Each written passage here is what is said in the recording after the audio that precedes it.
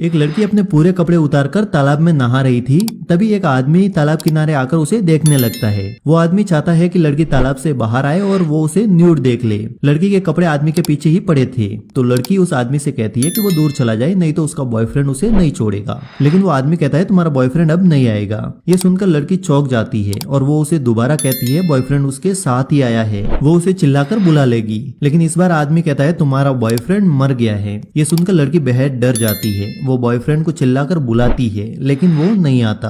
तो डर कर लड़की तालाब में ही पीछे जाने लगती है और फिर वो आगे जाकर पीछे देखती है तो वो आदमी वहां दिखाई नहीं देता। लड़की भागकर बाहर आती है और अपने कपड़े पहन लेती है। वो अपने बॉयफ्रेंड का नाम चिल्लाते हुए कार की तरफ भागती है। बॉयफ्रेंड वहां नहीं था तो वो कार में बैठकर उसे चालू कर वहां से भागने लगती है। लेकिन तभी उसके बॉयफ्रेंड का कॉल आता है। इससे पहले कि वो कॉल रिसीव करे, पीछे की सीट से एक हाथ उसकी तरफ बढ़ता है।